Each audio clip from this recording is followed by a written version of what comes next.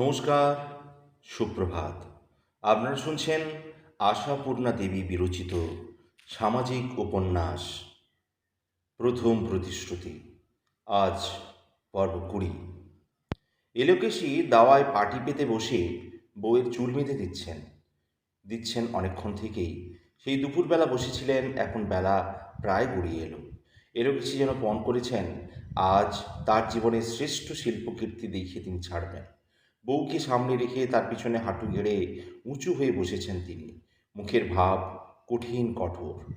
ওদিকে টানের চোটে সত্যবতীর রগের শির ফুলে উঠেছে, চুলের গোড়াগুলো মাথার চামড়া থেকে উঠে আসতে চাইছে, ঘাড় অনেকক্ষণ আগে থেকেই টনটন করতে শুরু করেছে। এখন মেরুদণ্ডের মধ্যেও একটা অস্বস্তি শুরু হয়েছে, অথচ তার কেশ কলাপ দিয়ে অপূর্ব শিল্প রচনার চেষ্টা চলেছে। আশা হচ্ছে না সহজে তার সমাপ্তি ঘটবে, কিন্তু কেবলমাত্র এলোকেশীর অক্ষমতাকেই দায়ী করলে অবিবেচনার কাজ হবে, দায়ী অপরপক্ষ। সত্যবতীর চুলগুলো যেন বেয়াড়া ঘোড়া, কোনো মতেই তাকে বাগ মানিয়ে বসে আনা যাচ্ছে না। ঝুলে থাকা খাটো আর আড়ে ভারী চাপ চাপ কোঁকড়া কোঁকড়া চুলগুলো খোলা থাকলে কতই সুন্দর দেখায়। তাকে বিনির বন্ধনে বেঁধে কবরীর আকৃতি দিতে গেলেই মুশকিলের এক শেষ। গোড়া বাঁধতে গেলে ফসফস করে এলিয়ে খুলে পড়ে। কোনো রকমে যদি বা 3 গুছির ফেরে ফেলা যায় তো 5 গুছির নুছিগুলির দিকে যাওয়া চলে না। কিন্তু এলোকেশী আজ বদ্ধপরিকর, 7 গুছির বাঁধনে বেঁধে কলকা খোঁপা করে দেবেন বউকে। তাই বার তিনেক অসাফল্যের পর এক গোছা মোটা মোটা কালো ঘুমসি নিয়ে চুলের গোড়াটাকে প্রায় ব্রহ্মত আলোতে জড়ো করে এনে পানপণ বিটকেল বেঁধে ফেলেছেন এবং 7 গুছির 7 ভাগকে আয়ত্ত করতে চেষ্টা করছেন। দীর্ঘস্থায়ী এই চেষ্টায় সত্যবতীর অবস্থা উপরোক্ত। অনেকক্ষণ বাবু হয়ে বসে থাকার পর এবার হাঁটু দুটো মুড়ে বুকের কাছে জড়ো করে বসেছে সত্যবতী, কারণ পায়ে ঝিঝি করছিল। মুখটা সত্যবতীর আকাশমুখ, আর সেই মুখের ওপর পরনে নীলাম্বর শাড়িখানার আঁচলটুকু চাপা দেওয়া। মুখে আঁচল চাপা না দিয়ে উপায় নেই, কারণ চুল বাঁধবার সময় ঘোমটা দেওয়া চলে না। অথচ জলজন্ত আস্ত মুখখানা খুলে বসে থাকবার কথাও চলে না। নাই বা ধার কাছে কেউ থাকলো, আর পড়েই বা শাশুড়ি পিছনে বসে। তবুও নতুন বউ বলে কথা, তাই আঁচলটা মুখে তুলে চাপা দিয়েছে সত্যবতী। মেনে নিতে বাধ্য হয়েছে, নিতে বাধ্য হয়েছে। ঘোমটা খসবার আগেই এলোকেশী নির্দেশ দিয়েছেন, আঁচলটা মুখে ঢাকা দাও দেখি বাছা। তোমার তো আর বোধ বুদ্ধির বালাই নেই, অগত্যে সবই স্পষ্ট করে বলে দিতে হবে আমায়। দিনটা কি তবে সত্যবতীর শাশুড়ির বাসের প্রথম দিন? না, তা নয়, এসেছে সত্যবতী প্রায় মাসখানেক হয়ে গেল, কিন্তু মাথাটা ওর এ পর্যন্ত শাশুড়ির হাতে পড়েনি। সৌদামিনী চুল বেঁধে সর ময়দা মাখিয়ে আলতা পরিয়ে দিয়ে নতুন বউয়ের প্রসাধন আর যত্ন সাধন করছিল কদিন। হঠাৎ আজ এলোকেশী নজরে পড়ল বউয়ের চুল বেড়া বেনুনি করে মাথা। দেখে রাগে জ্বলে উঠলেন এলোকেশী, তবু নিশ্চিন্ত হওয়ার জন্য ভোর কুঁচকে ডাক দিলেন, এদিকে আসো দেখি বৌমা। শাশুড়ির সামনে কথা বলাও নিষেধ, মুখ তোলাও নিষেধ। সত্যবতী নীরবে কাছে এসে দাঁড়ালো, ঘোমটা অবশ্য বজায় থাকলোই। এলোকেশী হ্যাঁচকা টানে পুত্রবধূর পিঠের কাপড়টা তুলে খোঁপাটা দেখে নিলেন। ঠিক বটে, বেড়াবিনও নেই বটে। তেলে বেগুনে চলে ডাক দিলেন, সদো, সদে। যাকে বলে ত্রস্ত ব্যস্তে সেইভাবে ছুটে এলো সৌদামিনী। দেখল নতুন বউ বুকে মাথায় এক হয়ে ঘাড় হেঁট করে দাঁড়িয়ে, আর মামি তার পিঠের কাপড় উঁচু করে তুলে ধরে দঁটায়। মামির নয়নে অগ্নিশিখা, কপালে কুটিল রেখা। কি বলছো? এই প্রশ্ন উচ্চারণ করল না সৌদামিনী, শুধু শঙ্কিত দৃষ্টিতে দাঁড়িয়ে রইল। কি হলো বউয়ের পিঠে? কেন, জুড়িল চিহ্ন? না কোনো চর্মরোগের আভাস, নাকি কোনো পুরনো ক্ষতের দাগ? অর্থাৎ নতুন বউ কি দাগি, আর মামির সন্দৃষ্টির সামনে ধরা পড়ে গেছে সেটা? অবশ্য ভুল ধারণা নিয়ে বেশিক্ষণ থাকতে হলো না সৌদামিনীকে। এলোকেশী প্রবল স্বরে বলে উঠলেন, বলি সদি, এমন ব্যাপার ঠেলায় কাজ কি না করলেই নয়? বুক থেকে পাথর নামে সৌদামিনী। যাক, বাঁচা গেল, নতুন কিছু নয়, সেই আদি ও অকৃত্রিম লক্ষ্য। অতএব সাহসে ভর করে বলল, কি হলো? কি হলো বলি, শুধুতে লজ্জা করে না? ধর্মের ষাঁড়ের মতন আঁকড়া গতর নিয়ে দুবেলা ভাতের পাথর মারছিস, আর গতরে হাওয়া দিয়ে বেড়াচ্ছিস। একটু হায়া আসে না প্রাণী? 10টা নয়, 20টা নয়, একটা ভাই বউ, তার চুলটা বেঁধে দিয়েছিস এত অচ্ছেদ্যা করে। বলি কেন? কেন এত অগ্রাহ্যি কিসের? হলোটা কি বলবে তো? সহজ ভাষায় সহজ গলায় বলে সৌদামিনী। আর সত্যবতী ঘোমটার মধ্যে থেকে অবাক হয়ে প্রায় থরথর করে কাঁপতে থাকে। না, এলোকেশীর কটু ভাষণ নয়। গিন্নিদের মুখে এরকম বিচ্ছিরি বিচ্ছিরি কথা শোনার অভ্যাস পাড়াবেড়ানি সত্তর আছে। রামকালী চাটুর্যের বাড়ির কথাবার্তাগুলো অকচ অকথঞ্চিত সভ্য, নইলে তারই সেজ পিসি সাবি পিসির বাড়ি সর্বদা এই ধরনের কথার চাষ। সেই জন্য নয়, এলোকেশির কটু ভাষণে নয়, অবাক হয় সৌদামিনীর সহ্য শক্তি দেখে। এত অপমানের পর ওই রকম সহজভাবে কথা বলে ঠাকুরঝি। এটা সত্যবতীর অদেখা। কটু কথার পরিবর্তে হয় কটু কথা, নয় ক্রন্দন। এই দেখতেই অভ্যস্ত সে। আজ ঠাকুরঝি ঠাকুরঝি কিনা বলছে, হলোটা কি বলবে তো? এলোকেশী অবশ্য অবাক হন না, কারণ সৌদামিনীর এই সহ্য শক্তি তার পরিচিত। তবে তিনি তো আর প্রশংসায় উদ্বেল হন না, বরং এটা তার মামির প্রতি অগ্রাহ্য ভাব দেখে বলে রেগে জ্বলে যান। এখনও তাই বলেন, হলোটা কি তা বলে বোঝাতে হবে তোমাকে? মনে মনে জানছো না? চোখে দেখতে পাচ্ছ না? কি এ কি ছিটির চুল বাঁধা হয়েছে? বউয়ের মাথায় বেড়া বেনুনি?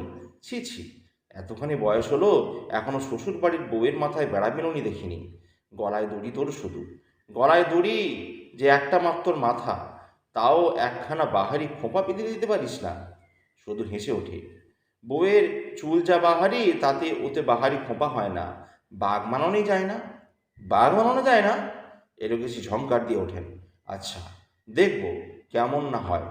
এই বাণিজ্যিক গিন্নির কাছে জব্দ হয় না এমন কোন জন্তু জগতে আছে দেখি? ত্রিজগতের মধ্যে বাঘ বানাতে পারলাম না শুধু এই তোমাকে। বেশ তো মামি, তুমি নিজে হাতেই বউকে সাজিয়ে দাও না। তোমার তো একটা মতো বেটার বউ, বলে সৌদামিনী। আর এলোকেশি আর ধেই ধেই করে ওঠেন। কি বললি সদি? হ্যাঁ, এত আসপদ্দা, মুখে মুখে জবাব, এত অহংকার! তোর কবে চূর্ণ হবে? কবে তোর দুঃখ দুঃখে শেয়াল কুকুর কাঁদবে, এই আশায় আছি আমি। এই আমি তোকে দিব্যি দিলাম সদি, যদি আর কোনোদিন তুই আমার বউয়ের চুলে হাত দিবি। গুরুজনের দিব্যি গায়ে লাগে না, এ মারলে কি চলে গা? শুধু অম্লান মদরে বলে, তোমার হলো হলোকে মন মর্জি, কোনোদিন দেবে, কোনোদিন বা বলে যাবে। কি বললি? কি বললি লক্ষ্মী শাড়ি? আমার একটা বেটার বউয়ের কথা আমি ভুলে যাব? তাতে আর আশ্চর্য কি? শুধু নিতান্ত অমায়িক মুখে বলে, তোমার সে গুণে কি ঘাট আছে? আপন খিদের খাওয়া, তাই তো অর্ধেক দিন ভুলে যাও, ডেকে খাওয়াতে হয়। এর বেশি সহজা থতমত খান। এটা ঠিক কোন ধরনের কথা ধরতে পারছেন না, অভিযোগ না প্রশস্তি? তাই ভারী মুখ করে বললেন, হ্যাঁ, আমি ভুলে থাকছি, আর রোজ তুমি আমাকে ডেকে তুলে ঝিনুকি করে গিলিয়ে দিচ্ছ। আহা, তাই না দি? তোমার কি খেয়াল আছে? না, থাকেন, থাকে না, থাক। বউয়ের চুল আজ থেকে আমি বাঁধবই বলে যাচ্ছি। ওর চুলের দড়ি কাঁটা সব আমার ঘরে রেখে যাবি। পাখি কাঁটাগুলো দিতে ভুলবি না। দেব, দিয়ে যাব। তা বউয়ের বাঁধা যে সোনার চিরুনি, সাপ কাঁটা, বাগান ফুল ইত্যাদি করে একরাশ মাথার গয়না দিয়েছেন, সেগুলি কি বাক্সের মধ্যে পুরে রাখবো কেন? সব বার করে বাহার করে দিও। সে আমি কী করব? না করব, তোমার কাছে পরামর্শ নিতে পারবো না। অনবরত খালি চ্যাটাং চ্যাটাং কথা। ভগবান যে কেন তোর কঠিন রোগ দিয়ে বাকশক্তি হরণ করেন না, তাই আমি ভাবি। তুই জন্মের শোধ বোবা হয়ে বসে থাক, আমি নিসিংহতলায় ভোগ জড়াই। দোহাই মামি, ওসব মানত টানত করতে চেও না। দেবদেবীরা এক শুনতে আর এক শুনে শুনে বসে থাকবে, হয়তো বোবার বদলে ঠুটো করে দেবে, তখন মরবে তুমি লাফিয়ে ঝাঁপিয়ে। কি বললি? তুই ছুটে হয়ে বসে থাকলে আমি সংসার অচল হয়ে যাবে? বলি যে অহংকারে পাঁচ পাতো, আমার সংসার আমি চালাতে না পারি নে ভেবেছিস? বাঁ হাতের কড়ি আঙুলে করি, কিন্তু সে আঙুলি বা আমি নাড়বো কেন? ভাত খাপড় দিয়ে তোকে পুষছি যখন। আহা, আমিও তো তাই বলছি গো, ঠুটো হলেও তো ভাত কাপড়টা দিতেই হবে। হবে, দায় পড়েছে, ঠ্যাং ধরে পা করে ফেলে দেবো না? সর্বনাশ মামি, ও বুদ্ধি করতে চেও না। পাড়া পড়ছি তাহলে সেই পগারের পাঁক তুলে এনে তোমার গালে মুখে মাখাবে। বলতে হাসতে হাসতে চলে যায় সৌদামিনী, সত্যবতীকে স্তম্ভিত করে রেখে। বড় সংসারের মেয়ে সত্যবতী, তার এতটুকু জীবনে অনেক চরিত্র দেখেছে, এরকম আর দেখেনি। যাক, সকালের সেই ঘটনার পরিণাম আজ দুপুরবেলা মল্লযুদ্ধ। সত্যি এত ভারী চুলের গোড়া সত্যর, অথচ এদিকে ঝুলে খাটো। এক গোছা কালো ঘুণসি দিয়ে কষে বেঁধে আর এক গোছা ঘুণসির ভেজাল মিশিয়ে বেনি দুটো যদি বা লম্বা করলেন এলোকেশি, আর প্রজাপতি ছাদে পাক খাওয়াতে গিয়েই গোড়া শুদ্ধ ঢিলে হয়ে নেমে এলো সত্যবতীর কপালের ফের। ঠিক সেই মুহূর্তে সত্যবতী বোধ করি পিঠের খিল আর পায়ে ঝিঝি ধরা কমাতে একটু নড়ে চড়ে বসল। ব্যাপারটা হলো পত্রাধার তৈল কি তৈলাধার পাত্রের মতোই। বন্ধনটা ঢিয়ে হওয়ার পড়ার জন্যেই মুক্তির সুখী নড়ে চড়ে বসল সত্যবতী, না নড়ে চড়ে বসার জন্যই বেশি বেনি বন্ধনমুক্ত হয়ে গেল সেটা বোঝা গেল না। এলোকেশি দেখলেন বউ নড়ল, চুল খুলল। এলোকেশি পাথরের দেবী নন, রক্ত মাংসের মানুষ। এরপরও যদি তাকে ঠান্ডা মাথায় সহজভাবে বসে থাকতে দেখবার আশা করা যায়, সে আশা পাগলের আশা। পাগলের আশা পূরণ হয় না, হওয়ার নয়। এতক্ষণের পরিশ্রম পণ্ড হওয়ার রাগে আর সৌদামিনীকে নিজের শিল্প প্রতিভা দেখিয়ে দেওয়ার আশাভঙ্গে দিক বিদিক জ্ঞান শূন্য এলোকেছি সহসা একটা অভাবিত কাজ করে বসলেন। বইয়ের সেই খিল ছড়ানো পিঠে সিধে পিঠটার ওপর গুম করে একটা গোলগাল কিল বসিয়ে দিয়ে বলে উঠলেন, হলো তো, গেল তো গোল্লায়, এক দণ্ড যদি সুস্থির। কিন্তু কথা এলোকেশিকে শেষ করতে হলো না। মুহূর্তের মধ্যে এক প্রলয় ছুটে গেল। শাশুড়ির হাত থেকে চুলের ভার এক হ্যাঁচকায় টেনে নিয়ে সত্যবতী ছিটকে দাঁড়িয়ে উঠল। আর শাশুড়ির সঙ্গে যে কথা কোয়া নিষেধ, সে কথা সম্পূর্ণ বিস্মৃত হয়ে দৃপ্ত স্বরে বলে উঠল, তুমি আমায় মারলে যে? কিলটা বসিয়ে চকিত হয়তো একটু অনুতপ্ত হয়েছিলেন এলোকেশি, কিন্তু সে অনুতাপের অনুভূতি দানা বাঁধবার আগেই এই আকস্মিক বিদ্যুতাঘাতে এলোকেশি প্রথমটা যেন পাথর হয়ে গেলেন। বউয়ের কণ্ঠস্বর কেমন, যেটা জানবার সুযোগ এ পর্যন্ত হয়নি এলোকেশির। কেননা তার সঙ্গে তো বটেই, তার সামনেও কোনোদিন বউ কথা কয়নি, কইবার রেওয়াজ নেই। কেননা প্রশ্ন করলে শুধু ঘাড়ে নেড়ে হ্যাঁ না জানিয়ে দেওয়া। কথা তো সে সদূর সঙ্গে, কিন্তু সেও তো নিভৃতে। রাত্রে সৌদামিনীর কাছেই শোয় বউ, কারণ ডাগরটি না হয়ে পর্যন্ত বরের ঘরে যাওয়ার প্রশ্নই ঘটে না। না, কোনো ছলেই সত্যর কণ্ঠস্বর এলোকেশির কানে আসেনি। সহসা আজ সেই স্বর বাজের মতো এসে কানে আসলো। কি হলো? এই কি জোরালো গলা বহু মানুষের, এইটুকু একটা মানুষের! অনুতাপের বাষ্প ধুলো হয়ে উড়ে গেল। এলোকেশিও দাঁড়িয়ে উঠলেন, চেঁচিয়ে তেড়ে উঠলেন, মেরেছি, বেশ করেছি। করবি কি শুনে? তুই কি উল্টে মারবি নাকি? সত্য তখন এলোকেশির অনেক পরিশ্রমে করা সাতগুছির বেনি দুটোর মধ্যে আঙুল চালিয়ে চালিয়ে জোরে জোরে খুলতে ফেলতে শুরু করেছে। মাথায় কাপড় নেই, মুখের আঁচল খসেছে, সেই মুখে আগুনের আভা। এলোকেশির কথায় একেবারে সেই আগুন ভরা মুখটা ফিরিয়ে অবজ্ঞাভাবে উচ্চারণ করল সত্য, আমি অমন ছোট লোক নেই, তবে মনে রেখো, আর কোনোদিন যেন। কি বললি? আর কোনোদিন যেন গলা টিপলে দুধ বেরোয় এক ফোঁটা মেয়ে, তার এত বড় কথা! মেয়ের যাকে তুলে ধুনতে পারি জানিস? সতী লক্ষ্মী ছাড়ি, আন দেখি একখানা চালাকাঠ, কেমন করে বউ ঠিক করতে হয় দেখাই ত্রিজগৎকে। চালাকাঠ পিঠে পড়লেই তেজ বেরিয়ে যাবে। মারো না দেখি, তোমার কত চালাকাঠ আছে। বলে দৃপ্ত ভঙ্গিতে সোজা শাশুড়ির মুখোমুখি দাঁড়িয়ে থাকে সত্যবতী, নির্ভীক দুই চেক মেরে।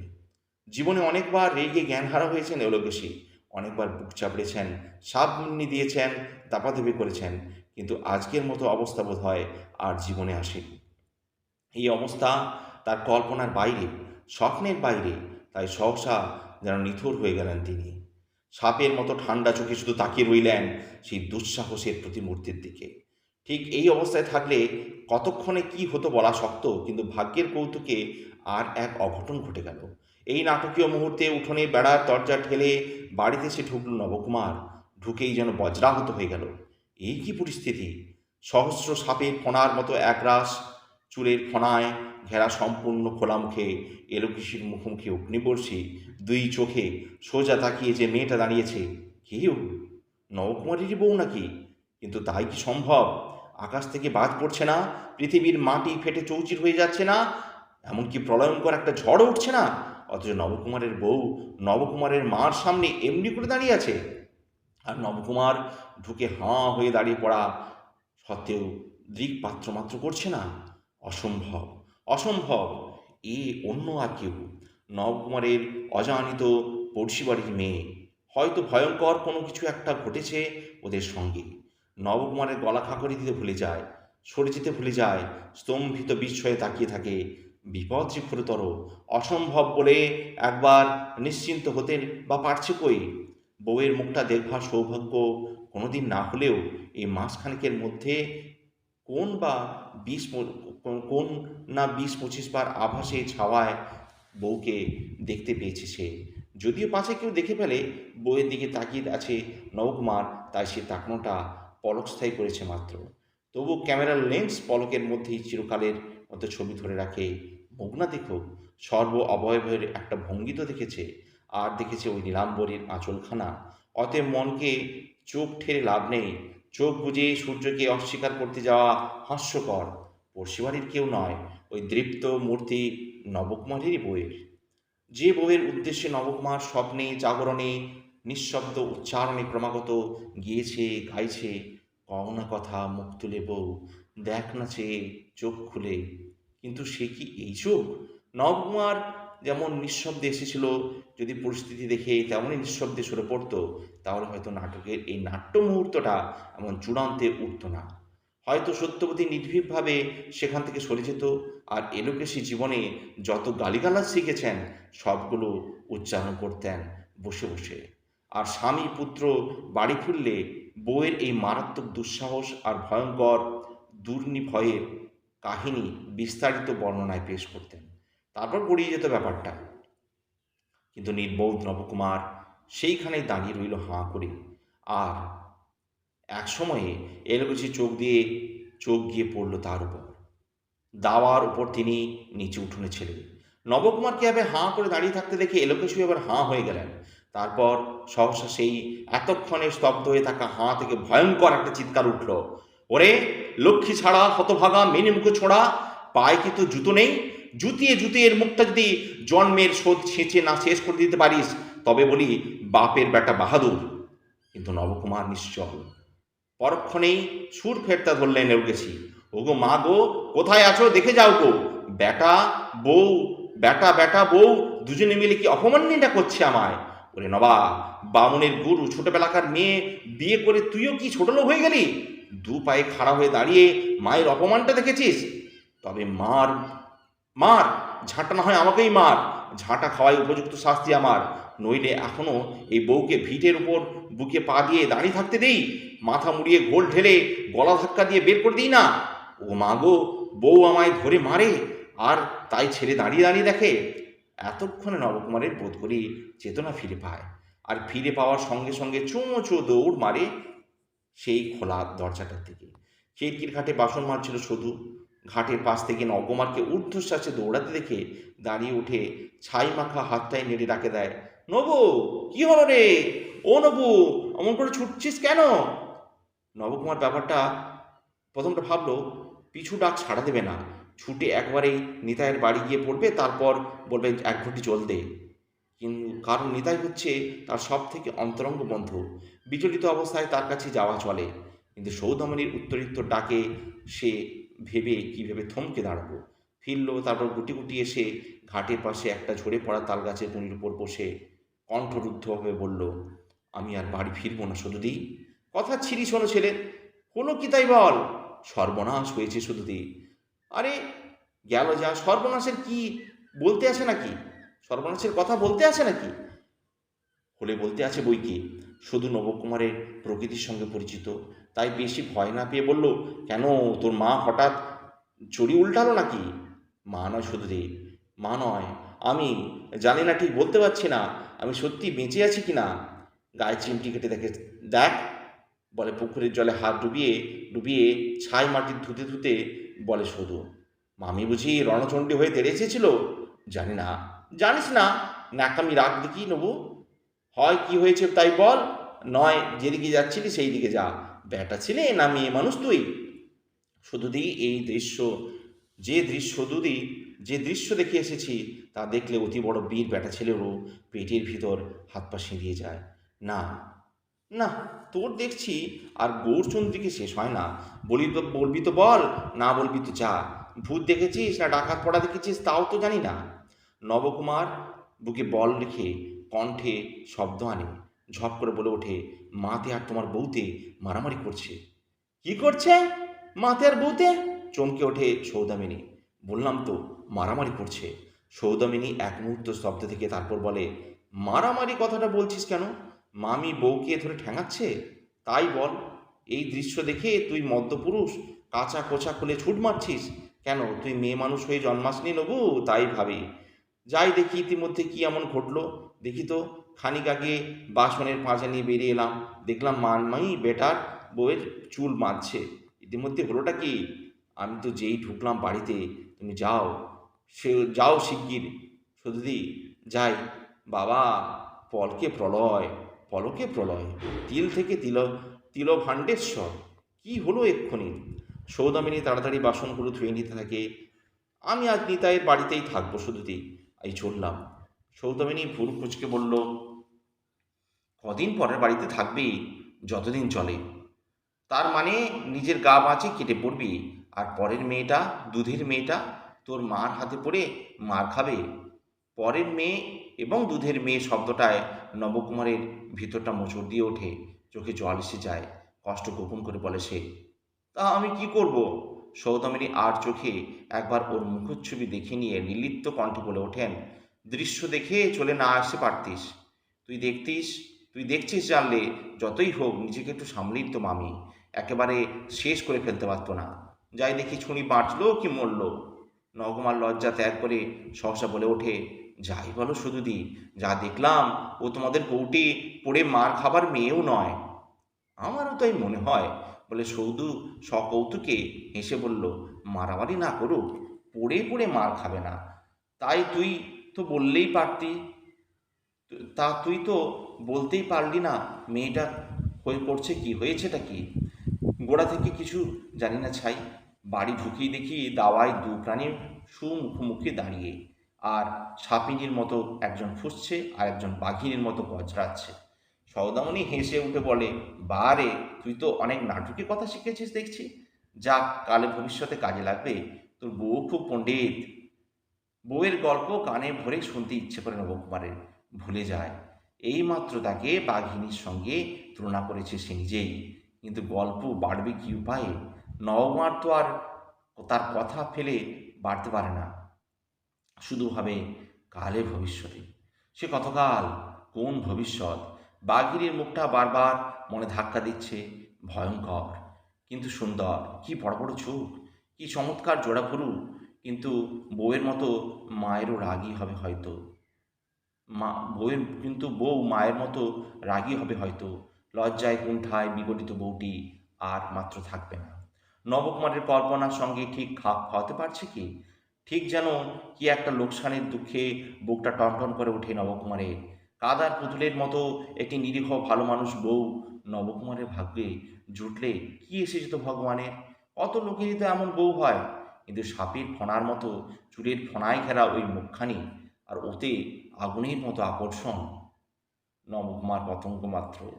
সৌদামিনী বলে, বিবাগী হয়ে যাচ্ছিলি তো যা, মেলা রাত করিস নে। হাঁড়ি আগলে বসে থাকতে পারবো না। হাঁড়ি, রান্না, ভাত, এসব শব্দগুলো আর কাজে লাগবে না আজ। এসব শব্দগুলো কাজে লাগবে আজ। নবকুমার যেন বিশ্বাস হয় না। ভয়ে ভয়ে বলে, আছি এখানটায় আমি। তুমি তুমি একবার দেখে এসে খবরটা আমায় দিতে পারো না শুধুদি? নিশ্চিন্ত হয়ে তাহলে তাসের আড্ডায় যেতে পারি। ওরে আমার কে রে, উনিবাবু বসে থাকবেন আর আমি গিয়ে ওর জন্য খাবারের থালা বয়ে আনবো। বলে থালা বাসনটা গোছাটা বাগিয়ে কাঁধের ওপর তুলে নেয় শুধু। হাতে গামছার পুটুলিটা ঘটি বাটি। চলে যেতে যেতে ছোট ভাইকে আর একবার অভয় দেয় সে, বউয়ের চিনতে করে মন খারাপ করিস নে। নেহাত যদি মামি খুন করে ফাঁসির দায় না পড়ে তো ওই বউয়েরই দ্বারাই শায়েস্তা হবে। বউ তো তোর যেমন তেমন মেয়ে নয়। যদি খুন না করে। যদিটা নবকুমারের বুকের মধ্যে কাঁটার মতো খচখচিয়ে ওঠে, কিন্তু প্রশ্ন তুলতে পারে না, শুধু ম্রিয়মাণ হয়ে বসে থাকে। সন্ধে হয়ে আসছে, এখানে আর বসে থাকতে হবে না। যা, কোথায় যাচ্ছিলি ঘুরে আয়। শুধু লম্বা লম্বা পা ফেলে বাঁশ বাগানে খানিকটা অতিক্রম করে, কিন্তু নবকুমার আবার পিছু নিয়েছে। উদ্ভ্রান্ত মুখ, ছলছল চোখ। শুধু দি, তোমার সঙ্গে আমি যাব। শুধু মৃদু হেসে পা চালাতে চালাতেই বলে, কেন? এই যে বললি আর কখনো বাড়ি ফিরবি না। মনটা কীরকম করছে শুধু দি বলে সঙ্গে সঙ্গে এগোতে এগোতে নবকুমার হঠাৎ সুর বদলায়। বউ যদি মাকে অপমান করে থাকে, তারও শাস্তি করা দরকার। গায়ে পড়ে কাউকে অপমান করার মেয়ে সে নয় নবু। সেদিকে তুই নিশ্চিন্তে থাক।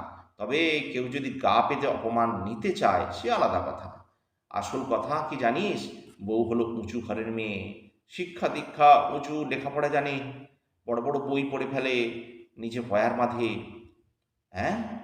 স্থান কাল ভুলে নবকুমার প্রায় চেঁচিয়ে ওঠে, মস্করা করছো আমার সঙ্গে? কি দরকার আমার? আকাশ থেকে কথা পেড়ে বলতেই বা যাব কি করে?